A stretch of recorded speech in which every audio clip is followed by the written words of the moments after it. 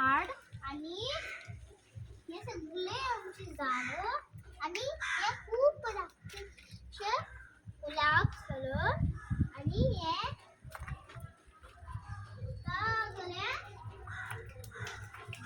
ते झाड आणि माझ्या फेवरेट